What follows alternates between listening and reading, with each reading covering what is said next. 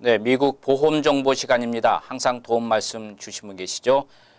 파머스 보험 뉴저지 리치필드 지점의 김상균 프로듀서 오늘도 자리에 모셔서 유익한 나눔의 시간 갖도록 하겠습니다. 인사 나눕니다. 안녕하십니까? 네, 안녕하십니까?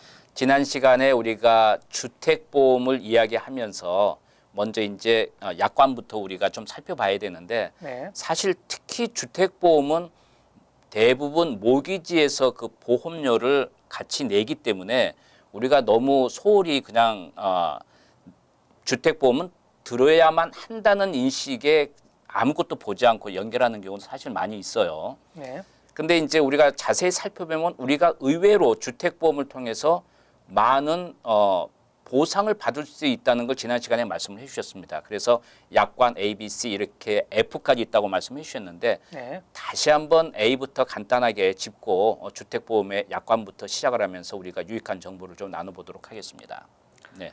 네, 우선 커버리지 A부터 시작을 해드리면요. 네. A는 이제 건물 그 자체, 네. 집 건물 자체를 우리가 의미를 하고요. 네. 그다음에 우리가 B라고 얘기하는 거는 집 건물 이외에 다른 스트럭처가 프라퍼리 안에 존재할 수가 있거든요. 뭐 차고 같은 거. 차고라든지 아니면 무슨 뭐 네. 가드닝을 위한 네. 어떤 그 조그만 예. 건물체가 있을 수가 있고요. 그렇죠. 펜스도 그쪽에 들어갈 수가 있고요. 네. 네, 이런 커버리지가 내가 갖고 있는 집보험 리밋에 스탠다드로는 10%까지 커버를 해주고요. 그렇군요. 예.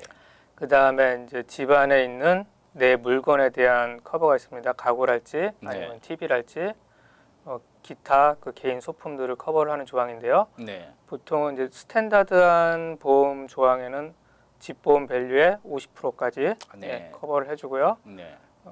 뭐 팔러시에 따라서 70%, 75%까지 커버해주는 데도 있고요. 네. 그다음에 또 하나는 이제 커버리지 D가 있는데요. 이거는 우리가 집에 문제가 생겨서 다시 복원하는 과정에 임시 거처에 대한 어떤 그 비용을 그렇죠.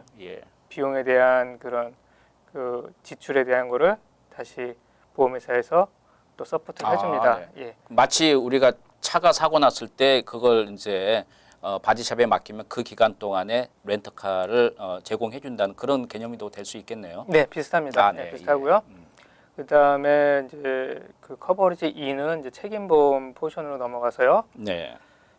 뭐 집이나 아니면 내 식구들의 활동에 의해서 다른 사람의 물건이나 아니면 다른 사람의 신체에 상해를 입혔을 경우에 집보험에서 커버를 해주고요. 기본적으로 10만 불부터 시작을 합니다. 그렇군요. 10만 불, 30만 불, 50만 불까지 커버를 해주고요.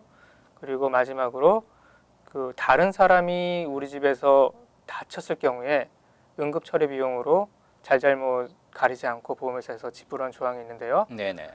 기본적으로 집보험 팔러시에는 1,000불이 들어가 있고요. 많게는 5,000불까지도 들어가 있습니다. 지금 말씀드린 A에서 E까지는 우리가 자세히 살펴보지 않고 하더라도 적어도 스탠다드는 기본적으로 다 들어가 있다는 이야기죠. 그렇죠. 네네.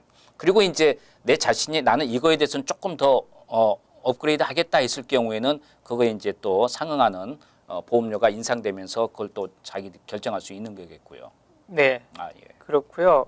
대표적으로 이제 우리가 집보험 클레임에서 가장 많이 발생을 하는 게 하수도에서 물이 역류하는 케이스가 있거든요. 그렇죠. 이런 거는 별도로 그 팔러시에 들어가 있는지 확인을 하셔야 됩니다. 아닐 수도 있다는 이야기군요. 네, 맞습니다. 그래서 이 하수도 역류 부분은 내가 꼭 지대가 높다 그래서 안전한 건 아니거든요. 요즘 그 하수도가 많이 노후화된 타운들이 많이 있어갖고요.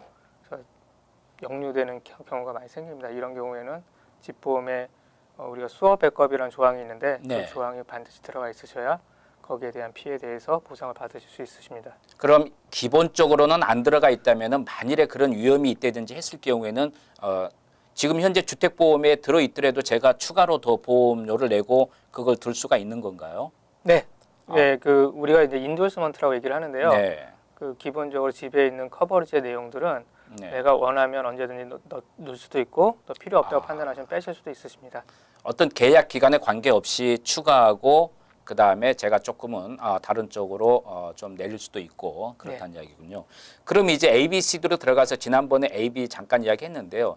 이 건물이라는 것은 건물이 완전히 파괴되고 망가졌을 때를 이야기하나요? 아니면 루핑이라든지 외관의 모든 것들이 다 포함이 되는 건가요? 외관의 모든 것들을 다 포함을 하고요. 예. 예, 우리가 가장 많이 이제 그 피해가 많이 발생한 사례들이 지붕에 관련된 사례들인데요. 네. 이 지붕이 커버가 될 것인가, 커버가 안 될 것인가는 이제 기본적으로 어떻게 구분하시냐면은 네. 이게 오래돼서 낡은 것이냐, 네. 아니면 어떤 그 외부적인 힘에 의해서 망가진 것이냐에 따라서 보험회사가 페이아웃이 되고 안 되고가 결정이 납니다. 그래서 오래돼서 낡은 케이스 같은 경우에는 커버가 안 되고요. 네. 예를 들어서 지난번에 뭐 그 아이린이나 이런 네네. 윈드스톰 때문에 그 네. 지붕에 뭐 싱글이 날아갔다라든가 파괴가 된 경우에는 커버를 해줍니다.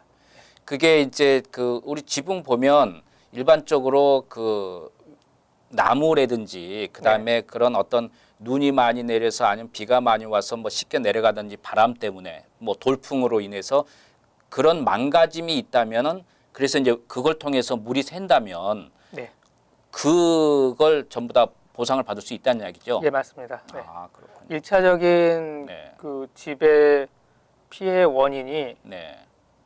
바람이기 때문에 그렇군요. 커버를 받으십니다. 그러나 오래돼서 낡아서 문제가 있는 경우에는 여러분께서 자비로 그걸 고치시든지 새롭게 또 깔아야 된다는 이야기가 되겠고요. 네, 맞습니다. 그다음에 이제 아무래도 그런 계통이 되겠지만 또 주택인 경우에는 많이들 또 안에서 이제 추울 때는 나무로 이렇게 떼잖아요. 네, 그러면 그 굴뚝이 이제 밖에 있잖아요. 네. 이런 것 때문에도 많은 문제가 생기는 것 같은데 이건 어떤 경우에 보상을 받을 수가 있나요? 굴뚝에 네. 때문에 피해가 뭐 화재가 나는 경우를 말씀하시는 건가요? 아, 그냥 전체적인 걸 제가 한번 혹시 있는지에서 여쭤보는 겁니다. 그래서 그 굴뚝에 의해서 피해가 났다라는 게 사실 제가 좀 어떤 의미인지 어떤 네. 분이 굴뚝에서 그 잘못돼서 비가 새서 물이 샌다고 해서 그걸 고친다고 하더라고요. 네. 자, 그런 경우에도 어떻게 그게 물이 새는지에 따라서 받을 수 있는지 없는지 그 보상에 대해서 말씀을 드리는 겁니다. 예, 이것도 지분 케이스하고 똑같이 그렇습니까? 판단하시면 됩니다. 아, 오케이. 네네. 그 다음에 이제 뭐 외관상의 그 건물들이 그 이제 뭐 유리가 있겠고 등등 있는데 그게 네.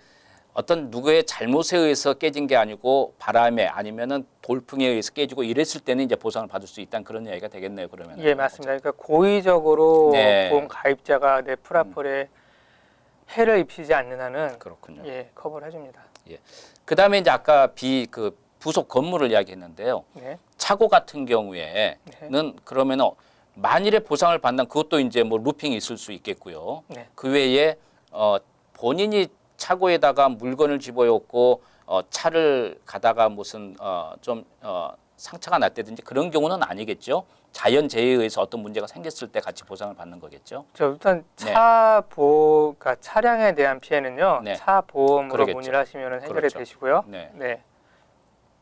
그 다음에 이제 그 보통 차고 같은데도 그 전기도 있고 그 외에 여러 가지가 있어서 그쪽에서 또 물이 새는 경우도 있고 그러더라고요. 그 차고에서 네. 그런 경우도 자연재해에 의해서 그런 어떤 물이 새고 하는 경우에는 보상을 받을 수 있다는 이야기죠. 네, 맞습니다. 근데 예. 그러나 개인 고의적인 것 때문에 어떤 아니면은 오래돼서 그런 문제가 생겼을 때는 그게 이제 그런 문제에서 벗어나는 거겠고, 그다음에 지난 시간에 이제 이야기를 좀 하다 말았는데 우리가 이제 재산상의 피해가 있잖아요.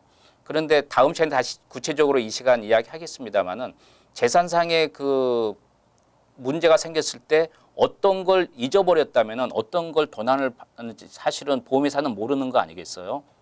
자, 우선 가장 큰 네. 그래서 그 증거 자료가 될 수 있는 게 경찰한테 보고서를 작성을 하시는 거거든요. 예. 그래서 보통 이제 경찰 보고서에 쓰여진 내용을 보험회사에서 많이 인정을 해줍니다. 그래서 항상 네. 그 도난이나 아니면 기타 어떤 그 범죄에 네. 노출이 됐을 경우에는 반드시 경찰 리포트를 하시고요. 예, 그러면은 추후에 그 보험에 대해서 혜택을 받으실 수 있는 조건이 좋아지십니다. 네.